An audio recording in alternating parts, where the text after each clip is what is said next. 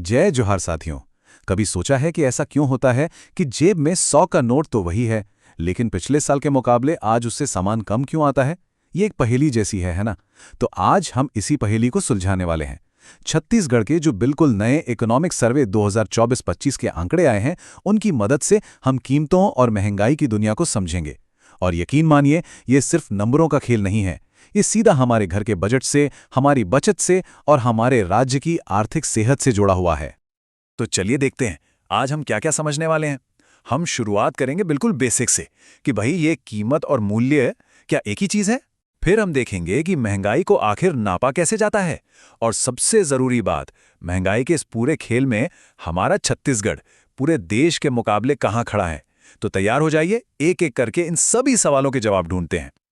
देखिए, किसी भी अर्थव्यवस्था की हालत समझनी हो तो उसकी नब्ज पकड़नी पड़ती है।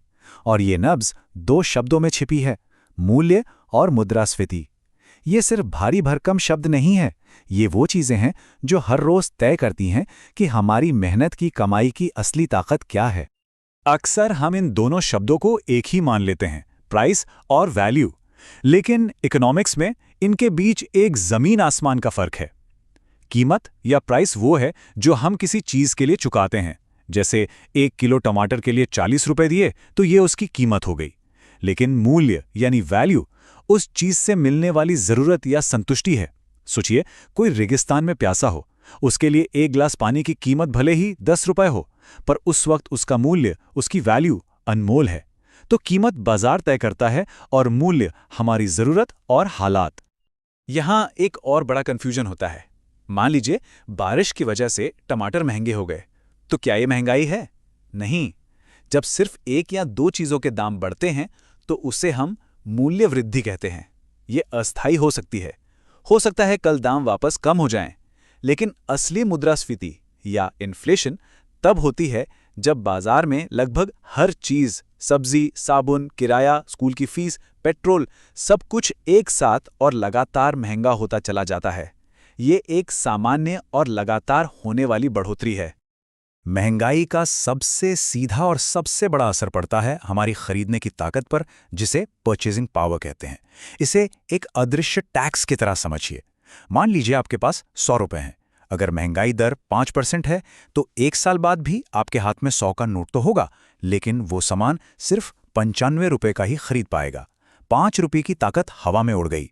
ये हमारी बचत को धीरे धीरे खा जाती है, बिना हमें पता चले। और महंगाई की ये मार सब पर बराबर नहीं पड़ती। ये कम आय वाले परिवारों को ज्यादा चोट पहुंचाती है। क्यों? वजह बहुत सीधी है। एक गरीब परिवार अपनी कमाई का बहुत बड़ा हिस्सा, करीब 70-80% सिर्फ जरूरी चीजों पर खर्च करता है, जैसे खाना, ईंधन और किराया। जब महंगाई बढ़ती है तो सबसे पहले और सबसे ज्यादा दाम इन्हीं चीजों के बढ़ते हैं। अब एक अमीर परिवार के लिए ये खर्चे उनकी कमाई का छोटा सा हिस्सा होते हैं, तो उन्हें ज्यादा फर्क नहीं पड़ता। लेकिन एक गरीब परिवार के लिए इसका मतलब होता है या तो पेट काटना या जरूरतों से समझौता करना।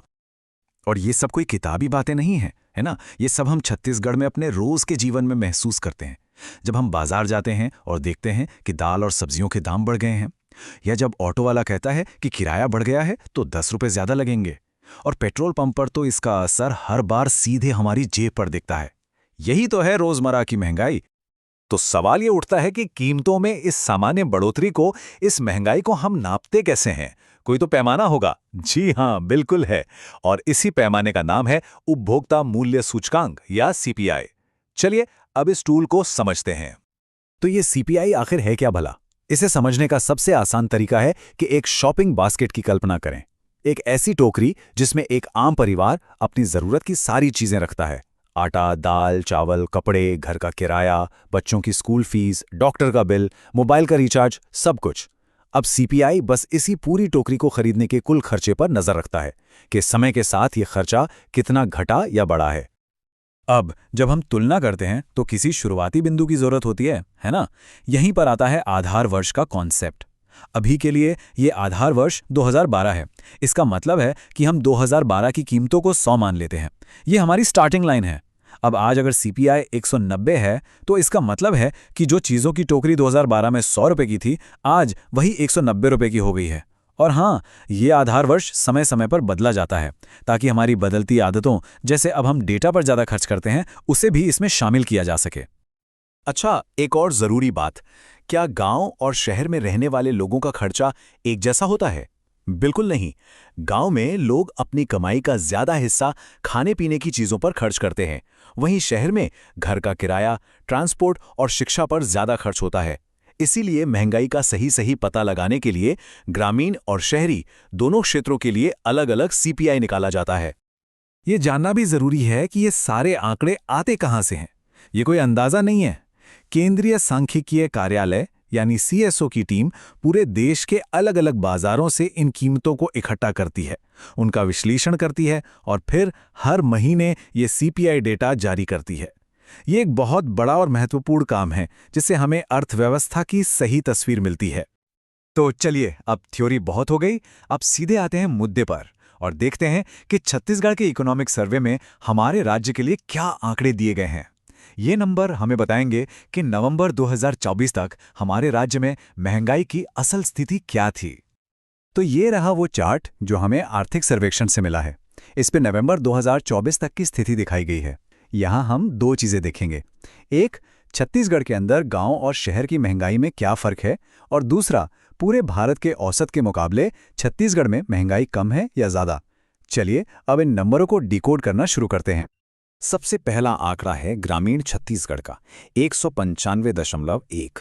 अब ये सिर्फ एक नंबर नहीं है, इसके पीछे एक कहानी है। इसका सीधा सा मतलब यह है कि जो सामान की टोकरी 2012 में गांव में 100 रुपए में आ जाती थी, नवंबर 2024 में उसी टोकरी को खरीदने के लिए 195.1 रुपए खर्च करने पड़ रहे हैं। यानी पिछले लगभग 12 सालों में ग्रामीण छत्तीसगढ़ में रहने का खर्च, आप कह सकते हैं, लगभग दोगुना हो गया है। ये एक बड़ा बदलाव है। अब आते हैं शहरी छत्तीसगढ़ पर। यहाँ का आंकड़ा है 187.6। अब यहाँ एक दिलचस्प बात है, ये आंकड़ा ग्रामीण आंकड़े से कम है। तो इसका क्या मतलब हुआ? इसका मतलब है कि 2012 से अब तक महंगाई बढ़ने की रफ्तार शहरों में गांवों के मुकाबले थोड़ी धीमी रही है। यानी महंगाई की मार ग्रामीण इलाकों में ज्यादा महसूस की गई है। इसके पीछे एक वजह खाद्य पदार्थों की कीमतों में ज्यादा बढ़ोतरी हो सकती है, जिसका असर ग्रामीण बजट पर ज्यादा पड़ता है। और जब हम ग्रामीण और शहरी दोनों को मिलाकर पूरे छत्तीसगढ़ का औसत आंकड़ा देखते हैं तो वो आता है 192.3। ये हमारे पूरे राज्य की औसत महंगाई की तस्वीर है, जो बताती है कि 2012 के 100 रुपए के मुकाबले आज हमें औसतन 192.3 रुपए खर्च करने पड़ रहे हैं। ठीक है, हमने छत्तीसगढ़ के अंदर की कहानी तो समझ ली, पर यह जानना भी तो जरूरी है कि पूरे देश के मुकाबले हम कहाँ खड़े हैं। क्या महंगाई सिर्फ हमारे यहाँ है या पूरे देश में है? चलिए अब ये तुलना करते हैं। अब जरा इस टेबल पर ध्यान दीजिए, यह है असली तुलना। आप देखिए, चाहे ग्रामीण क्षेत्र हो जहां छत्तीसगढ़ का सीपीआई 195.1 है और भारत का 199.4, या शहरी क्षेत्र हो जहां हमारा 187.6 है और भारत का 193.2, या फिर दोनों का औसत हो, हमारा 192.3 और भारत का 196.5। हर मामले में छत्तीसगढ़ का सीपीआई यानी महंगाई का सूचकांक पूरे भारत के औसत से कम है। ये एक बहुत ही महत्वपूर्ण और अच्छी बात है। तो इस कम सीपीआई का आम लोगों की जेब पर क्या असर पड़ता है? इसका सीधा मतलब है कि 2012 से अब तक छत्तीसगढ़ के लोगों की खरीदने की शक्ति यानी परचेसिंग पावर देश के बाकी हिस्सों की तुलना में थोड़ी बेहतर रही है। यहाँ मेहनत की कमाई का मूल्य उतना नहीं गिरा जितना देश के औसत में गिरा है। इसके पीछे राज्य की खाद्य सुरक्षा नीतियाँ और स्थानीय बाजार की अपनी गतिशीलता जैसे कई कारण हो सकते हैं। अभी तक हमने जिस महंगाई की बात की वो है रिटेल महंगाई, जो हम और आप बाजार में महसूस करते हैं। लेकिन महंगाई की कहानी फैक्ट्री के गेट से ही शुरू हो जाती है। एक और महंगाई है जो पर्दे के पीछे काम करती है। इसे नापने का पैमाना है थोक मूल्य सूचकांक यानी WPI। ये उन कीमतों पर नजर रखता है जिन पर थोक में यानी बड़ी मात्रा में सामान बेचा जाता है, फैक्ट्री से डीलर को या मंडी से बड़े व्यापारी को। ये वो कीमतें हैं जो हम तक यानी आम उपभोक्ता तक सामान पहुंचने से पहले की होती हैं। तो सीपीआई और डब्ल्यूपीआई में मुख्य फर्क क्या है? सबसे बड़ा फर्क ये है कि सीपीआई में सामान और सेवाएं दोनों शामिल होती हैं। जैसे डॉक्टर की फीस, स्कूल की फीस, बस का किराया, ये सब सेवाएं हैं। लेकिन डब्ल्यूपीआई में सिर्फ सामान यानी गुड्स होते हैं, जैसे स्टील, सीमेंट, कच्चा तेल। दूसरा बड़ा फर्क ये है कि सीपीआई हम जैसे उपभोक्ताओं के लिए है और डब्ल्यूपीआई उत्पादकों और थोक व्यापारियों के लिए। अब सबसे मजेदार बात, डब्ल्यूपीआई को भविष्य में आने वाली महंगाई का एक अर्ली सिग्नल माना जाता है। इसे ऐसे समझिए, अगर फैक्ट्री में स्टील और प्लास्टिक महंगा हो गया तो ये डब्ल्यूपीआई में तुरंत दिख जाएगा। अब जाहिर सी बात है कि कुछ हफ्तों या महीनों बाद उस स्टील और प्लास्टिक से बनने वाली गाड़ियां और बाल्टियां भी बाजार में महंगी मिलेंगी और ये बढ़ी हुई कीमत हमें सीपीआई में दिखेगी। तो डब्ल्यूपीआई हमें एक तरह से पहले ही चेतावनी दे देता है। तो सवाल उठता है कि हम इन थोक कीमतों पर इतनी नज़र क्यों रखते हैं? आखिर ये डब्ल्यूपीआई इतना ज़रूरी क्यों है? चलिए अपने आखिरी सेक्शन में इसे समझते हैं। देखिए, डब्ल्यूपीआई सिर्फ अर्थशास्त्रियों के लिए एक नंबर नहीं है। इसके आधार पर देश के बड़े बड़े आर्थिक फैसले होते हैं। रिजर्व बैंक ऑफ इंडिया जब ब्याज दरें घटाता या बढ़ाता है तो वो डब्ल्यूपीआई पर भी नज़र रखता है। सरकार अपनी नीतियां बनाती है, बड़ी बड़ी कंपनियां ये तय करती हैं कि उन्हें नया निवेश करना है या नहीं। यहाँ तक कि कर्मचारियों की सैलरी कितनी बढ़नी चाहिए, इसमें भी डब्ल्यूपीआई एक भूमिका निभाता है। ये पूरी अर्थव्यवस्था के प्रोडक्शन साइड का एक तरह से हेल्थ चेकअप है। अगले भाग में हम सार्वजनिक वितरण प्रणाली और खाद्य सुरक्षा व्यवस्था को विस्तार से समझेंगे। नमस्कार, आज हम जिस विषय पर बात करने वाले हैं वो न केवल छत्तीसगढ़ के लिए बल्कि पूरे देश के लिए एक मिसाल है, और वो है यहाँ की सार्वजनिक वितरण प्रणाली। अगर आप किसी भी प्रतियोगी परीक्षा की तैयारी कर रहे हैं तो ये विषय आपके लिए बेहद बेहद महत्वपूर्ण है। अक्सर इसे एक केस स्टडी के रूप में प्रस्तुत किया जाता है। तो चलिए आज आंकड़ों और तथ्यों के साथ इस सफल मॉडल के हर एक पहलू को परत दर परत समझते हैं। तो इस पूरी व्यवस्था को ठीक से समझने के लिए हमने अपनी चर्चा को इन 6 प्रमुख हिस्सों में बांटा है। हम शुरुआत करेंगे खाद्य सुरक्षा की बिल्कुल बुनियादी समझ से, फिर देखेंगे कि छत्तीसगढ़ में पीडीएस की बनावट कैसी है। इसके बाद हम ये जानेंगे कि इसका लाभ किसे, क्या और कितना मिलता है। फिर हम ये पता लगाएंगे कि भाई ये सारा अनाज आता कहाँ से है। हम ये भी देखेंगे कि कैसे टेक्नोलॉजी ने इस पूरी प्रणाली को पारदर्शी बनाया है। और आखिर में हम इन सभी बिंदुओं को जोड़कर एक निष्कर्ष निकालेंगे जो आपको परीक्षा में एक अच्छा उत्तर लिखने में बहुत मदद करेगा। तो चलिए सबसे पहले शुरू करते हैं एक बहुत ही बुनियादी सवाल से। आखिर यह खाद्य सुरक्षा यानी फूड सिक्योरिटी है क्या? और किसी भी कल्याणकारी राज्य की अवधारणा में ये जो सार्वजनिक वितरण प्रणाली है, जिसे हम पीडीएस कहते हैं, उसकी भूमिका क्या है? देखिए, किसी भी बड़ी योजना को समझने से पहले उसकी नींव को समझना बहुत जरूरी होता है। इस परिभाषा पर थोड़ा रुकते हैं क्योंकि ये सिर्फ कुछ शब्द नहीं हैं, इसमें 4 बहुत गहरे मतलब छिपे हैं। पहला, सभी लोगों के लिए, यानी कोई भी छूटना नहीं चाहिए, ये यूनिवर्सल है। दूसरा, हर समय, मतलब ये एक स्थायी व्यवस्था होनी चाहिए, ऐसा नहीं कि किसी आपदा के समय ही मदद मिले। तीसरा, पर्याप्त, सुरक्षित और पौष्टिक भोजन, यानी सिर्फ पेट भरना काफी नहीं है, भोजन पौष्टिक भी होना चाहिए। और चौथा, जो शायद सबसे महत्वपूर्ण है, भौतिक और आर्थिक पहुंच। इसका मतलब है कि भोजन बाजार में उपलब्ध भी हो और उसे खरीदने के लिए आपकी जेब में पैसे भी हों। तो आप समझिए, खाद्य सुरक्षा इन सभी आयामों का एक मिला-जुला रूप है। तो अगर खाद्य सुरक्षा हमारा लक्ष्य है तो पीडीएस उस लक्ष्य तक पहुंचने का एक बहुत ही शक्तिशाली जरिया है, एक टूल है। सरकार इसी तंत्र के जरिए समाज के सबसे कमजोर और जरूरतमंद वर्गों तक रियायती दरों पर यानी सस्ते में अनाज पहुंचाती है ताकि उनकी आर्थिक पहुंच सुनिश्चित हो सके। ये एक सुरक्षा कवच की तरह काम करता है जो लोगों को बाजार के उतार चढ़ाव और गरीबी के झटकों से बचाता है। अच्छा, तो ये तो हो गई थ्योरी की बात। अब आते हैं असल जमीन पर। छत्तीसगढ़ के विशेष संदर्भ में इस प्रणाली की संरचना को देखते हैं। मतलब ये सिस्टम जमीन पर काम कैसे करता है, इसका नेटवर्क कितना बड़ा है और इसे कौन सी संस्थाएं चलाती हैं। साथ ही हम उस कानूनी ढांचे को भी देखेंगे जिसने इस प्रणाली को इतनी मजबूती दी है। ये आंकड़ा सीधे तौर पर प्रारंभिक परीक्षा में पूछा जा सकता है, इसे ध्यान से याद कर लीजिए। नवीनतम आंकड़ों के अनुसार छत्तीसगढ़ में कुल 13,879 उचित मूल्य की दुकानें काम कर रही हैं। मैं दोहराती हूं, 13,879।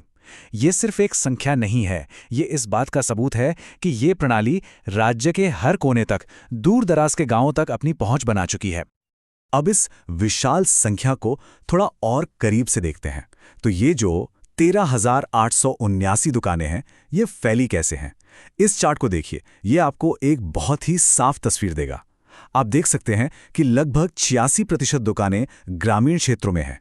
ये कोई संयोग नहीं है, ये एक सोची समझी नीति को दिखाता है जिसका मकसद उन लोगों तक पहुंचना है जिन्हें इसकी सबसे ज्यादा जरूरत है, यानी हमारी ग्रामीण आबादी, जहां खाद्य असुरक्षा की चुनौती अक्सर ज्यादा गंभीर होती है। ये तालिका ये छत्तीसगढ़ मॉडल के दिल को दिखाती है। यहां जरा गौर से देखिए, सबसे ज्यादा दुकानें कौन चला रहा है? महिलाएं। 5400 से ज्यादा दुकानें महिला स्व सहायता समूहों द्वारा चलाई जा रही हैं। ये सिर्फ राशन बांटना नहीं है, ये महिला सशक्तिकरण और जमीनी लोकतंत्र का एक जीता जागता उदाहरण है। जब समुदाय खुद अपनी प्रणाली चलाता है और खासकर जब महिला इसकी बागडोर संभालती हैं, तो वो प्रणाली ज्यादा जवाबदेह और असरदार हो जाती है। ये इस मॉडल की एक बहुत बड़ी ताकत है। अब हम इस प्रणाली की कानूनी रीढ़ को देखते हैं और यहाँ एक बहुत ही दिलचस्प और महत्वपूर्ण तथ्य सामने आता है। जब पूरा देश खाद्य सुरक्षा पर एक राष्ट्रीय कानून के बारे में सोच ही रहा था, छत्तीसगढ़ ने 2012 में ही अपना कानून लागू कर दिया था। ये राष्ट्रीय खाद्य सुरक्षा अधिनियम से भी 1 साल पहले था। ये दिखाता है कि छत्तीसगढ़ इस मामले में सिर्फ एक अनुयायी नहीं, बल्कि एक लीडर रहा है, एक पथ प्रदर्शक रहा है। ये एक बहुत बड़ा, एक क्रांतिकारी बदलाव था। इसका मतलब था कि भोजन अब सरकार का कोई दान या कृपा नहीं रहा, बल्कि ये नागरिक का एक कानूनी अधिकार बन गया। और जब कोई चीज अधिकार बन जाती है, तो सरकार उसे देने के लिए कानूनी तौर पर बाध्य हो जाती है। मुख्य परीक्षा में उत्तर लिखते समय इस अधिनियम का जिक्र आपके तर्क को बहुत मजबूती देखा। अच्छा, अब ये सार्वभौम पीडीएस क्या है? इसे ऐसे समझिए, पहले सरकार एक छोटी टॉर्च लेकर सिर्फ कुछ गरीब परिवारों को ढूंढ रही थी, जिसे हम लक्षित या टारगेटेड पीडीएस कहते थे। यूनिवर्सल पीडीएस के साथ सरकार ने एक बड़ी फ्लड लाइट चालू कर दी ताकि कोई भी अंधेरे में न रह जाए।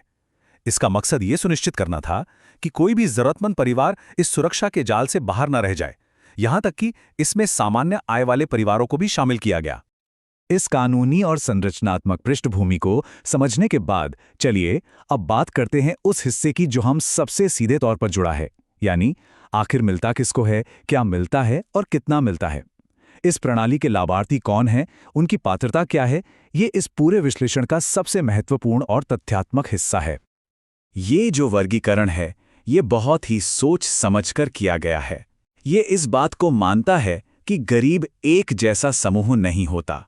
कुछ लोग बेहद गरीब हैं, जिन्हें अंत्योदय कहा गया, यानी जिनका अंत में उदय हो रहा है। कुछ प्राथमिकता पर हैं, कुछ अकेले और बेसहारा हैं, जिन्हें एकल निराश्रित श्रेणी में रखा गया, और कुछ दिव्यांगजन हैं, और फिर सामान्य परिवार भी हैं। हर किसी की जरूरत अलग है, इसलिए समाधान भी अलग होना चाहिए। अब इस संख्या पर गौर कीजिए, लगभग 80 लाख परिवार। अगर हम एक परिवार में औसतन 4 सदस्य भी मान लें, तो आप सोचकर देखिए ये राज्य की आबादी का कितना बड़ा हिस्सा है। ये दिखाता है कि ये सिर्फ एक सरकारी योजना नहीं है, ये लाखों लोगों के लिए जीवन रेखा है, उनके रोजमर्रा के जीवन का एक अभिन्न अंग है। अब कृपया इस पालिका पर अपना पूरा ध्यान लगाइए। ये इस प्रणाली का सार है। आइए इसे धीरे धीरे समझते हैं। सबसे पहले अंत्योदय परिवार, यानी सबसे जरूरतमंद परिवार। इन्हें हर महीने 35 किलो चावल मिलता है, और वो भी बिल्कुल निःशुल्क, यानी जीरो कॉस्ट पर।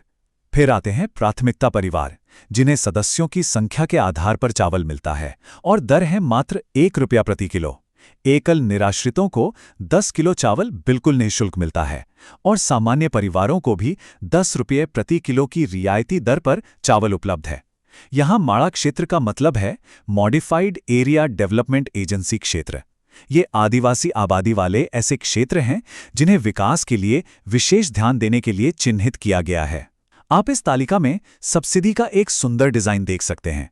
जिसे सबसे ज्यादा जरूरत है उसे पूरी तरह से मुफ्त मिल रहा है, जिसे थोड़ी कम जरूरत है उसे लगभग मुफ्त मिल रहा है, और बाकियों को भी बाजार दर से बहुत कम कीमत पर समर्थन दिया जा रहा है।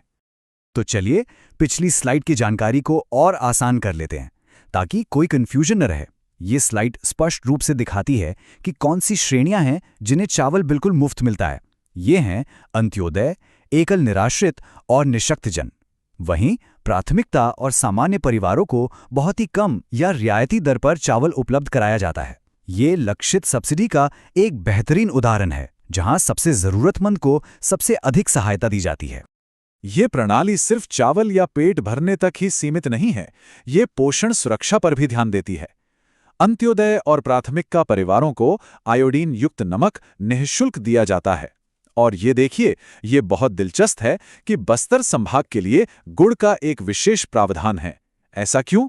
क्योंकि वह क्षेत्र कुपोषण, खास तौर पर आयरन की कमी यानी एनीमिया से जूझ रहा है, और गुड़ आयरन का एक अच्छा स्रोत है। ये दिखाता है कि ये प्रणाली स्थानीय पोषण संबंधी जरूरतों के बारे में भी सोचती है।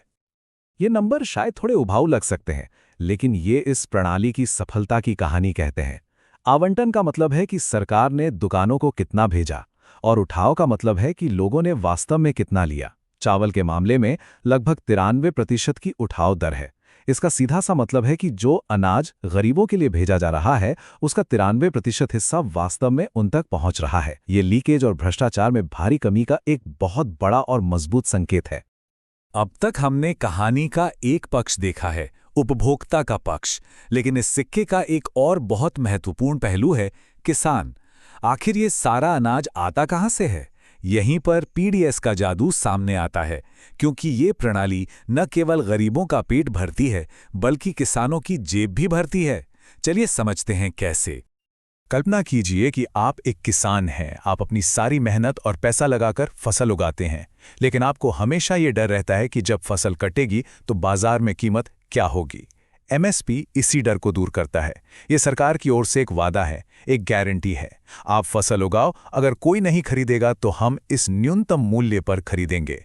ये किसानों के लिए एक बहुत बड़ा आर्थिक और मानसिक सुरक्षा कवच है। ये तालिका केंद्र सरकार द्वारा घोषित एमएसपी को दर्शाती है, जिसमें धान सबसे महत्वपूर्ण है। अब यहाँ ये ध्यान रखना बहुत जरूरी है कि ये केंद्र सरकार द्वारा घोषित आधार मूल्य है। छत्तीसगढ़ जैसे राज्य अक्सर किसानों को और अधिक प्रोत्साहित करने के लिए इस एमएसपी के ऊपर अपनी ओर से बोनस या कुछ अतिरिक्त राशि भी देते हैं। इससे किसानों को मिलने वाली असल कीमत और भी आकर्षक हो जाती है। ये ग्राफ सिर्फ ऊपर जाती हुई रेखाएं नहीं हैं, ये किसानों के बढ़ते हुए भरोसे और एक कुशल खरीद प्रणाली का प्रमाण है। जब किसानों को अपनी उपज का सही समय पर और सही मूल्य मिलता है, तो वो अपनी उपज सरकार को बेचने के लिए प्रोत्साहित होते हैं। ये जो लगातार वृद्धि हो रही है, ये इसी विश्वास का नतीजा है। लगभग 28 लाख किसान, ये छत्तीसगढ़ के लगभग हर किसान परिवार को कवर करता है। ये हमें बताता है कि छत्तीसगढ़ का पीडीएस सिर्फ एक खाद्य सुरक्षा योजना नहीं है, ये राज्य की सबसे बड़ी कृषि नीति भी है, जो ग्रामीण अर्थव्यवस्था की रीढ़ है। ये किसानों और उपभोक्ताओं दोनों को एक साथ साधने वाली एक अनूठी व्यवस्था है। देखिए, कोई भी इतनी बड़ी कल्याणकारी योजना जिसमें लाखों टन अनाज और करोड़ों रुपयों का लेन देन होता है, उसमें भ्रष्टाचार और लीकेज की आशंका हमेशा बनी रहती है। तो सवाल ये है कि छत्तीसगढ़ ने इस चुनौती का सामना कैसे किया? जवाब है, प्रौद्योगिकी का बहुत ही प्रभावी ढंग से उपयोग करके। आइए अब हम उन उपायों को देखते हैं। पारदर्शिता कोई स्विच नहीं है जिसे एक दिन में चालू कर दिया गया। ये एक यात्रा रही है। इसकी शुरुआत 2007-8 में कंप्यूटरों के आने से हुई, जिसने कागजी काम को कम किया। आज हम ईपीओएस मशीनों के युग में हैं, जो हर लेन देन को डिजिटल रूप से रिकॉर्ड करती हैं। और इस यात्रा में चावल उत्सव जैसे बहुत ही अनोखे पड़ाव भी आए, जिनके बारे में हम अभी बात करेंगे। ईपॉस मशीन इस पूरी प्रणाली में एक गेम चेंजर साबित हुई है। ये करती क्या है? जब कोई राशन लेने जाता है तो उसे मशीन पर अपना अंगूठा लगाना होता है, जो उसके आधार कार्ड से जुड़ा होता है। इससे घोष लाभार्थी यानी भूत लाभार्थी खत्म हो गए। ये वो नकली नाम थे जो केवल रजिस्ट्रों में मौजूद थे और उनका राशन बिचौलिए और भ्रष्ट लोग खा जाते थे। बायोमेट्रिक प्रमाणीकरण ने इन भूतों को हमेशा के लिए खत्म कर दिया, क्योंकि अब राशन लेने के लिए असली व्यक्ति का अंगूठा लगाना जरूरी है। चावल उत्सव की कल्पना कीजिए। ये किसी सरकारी दफ्तर के बंद कमरे में राशन बांटने जैसा नहीं है, ये एक त्योहार जैसा है। महीने की एक तय तारीख को पूरे गांव के सामने सरपंच और दूसरे गणमान्य लोगों की मौजूदगी में राशन बांटा जाता है। जब सब कुछ खुले में होता है तो कोई भी बेईमानी करना लगभग नामुमकिन हो जाता है। ये पारदर्शिता का एक शानदार जमीनी और सामुदायिक तरीका है। ये बहुत महत्वपूर्ण है। टेक्नोलॉजी का उपयोग सिर्फ सरकार की निगरानी के लिए नहीं है, बल्कि नागरिक को शक्ति देने के लिए भी है। अब यदि किसी को अपना राशन नहीं मिलता है तो वो चुप नहीं बैठ सकता। वो टोल फ्री नंबर पर फ़ोन कर सकता है, वेबसाइट पर जाकर जान सकता है कि उसकी दुकान पर कितना स्टॉक आया है। ये नागरिक को एक निष्क्रिय लाभार्थी से एक सूचित और सशक्त भागीदार बनाता है। तो इस पूरी विस्तृत चर्चा के बाद अब हम अपने अंतिम खंड पर आते हैं। यहाँ हम सीखी हुई सभी बातों को सारांशित करेंगे और ये समझने की कोशिश करेंगे कि आखिर छत्तीसगढ़ पीडीएस मॉडल को एक सफल कल्याणकारी मॉडल क्यों माना जाता है, और आप मुख्य परीक्षा में इससे जुड़े सवालों का उत्तर कैसे प्रभावी ढंग से लिख सकते हैं। तो अगर कोई आपसे पूछता है कि छत्तीसगढ़ का पीडीएस मॉडल क्यों सफल है, तो आप इन 6 स्तंभों के बारे में बता सकते हैं। पहला, एक मजबूत कानूनी नींव यानी अपना कानून। दूसरा, एक व्यापक सुरक्षा जाल यानी यूनिवर्सल पीडीएस। तीसरा, भ्रष्टाचार को खत्म करने के लिए स्मार्ट तकनीक यानी ईपॉस। चौथा, एक खुशहाल किसान यानी मजबूत खरीद तंत्र। पांचवा, समुदाय की शक्ति यानी विकेंद्रीकृत संचालन। और छठा, एक सशक्त नागरिक यानी चावल उत्सव और कॉल सेंटर। ये इन सभी चीजों का एक साथ आना है जो इस मॉडल को इतना खास बनाता है। और अंत में ये एक विचारणीय प्रश्न, छत्तीसगढ़ के इस सफल मॉडल से दूसरे राज्य क्या सीख सकते हैं, और क्या ये प्रणाली उत्तम है या इसमें अभी भी सुधार की गुंजाइश है, जैसे कि पोषण विविधता को शामिल करना। भविष्य में जब जलवायु परिवर्तन और दूसरी वजहों से पोषण की चुनौतियां बढ़ेंगी, तब इस प्रणाली को और कैसे मजबूत और भविष्य के लिए तैयार बनाया जा सकता है। इन सवालों के जवाब ही खाद्य सुरक्षा के भविष्य को तय करेंगे। सोचने के लिए बहुत कुछ है। धन्यवाद।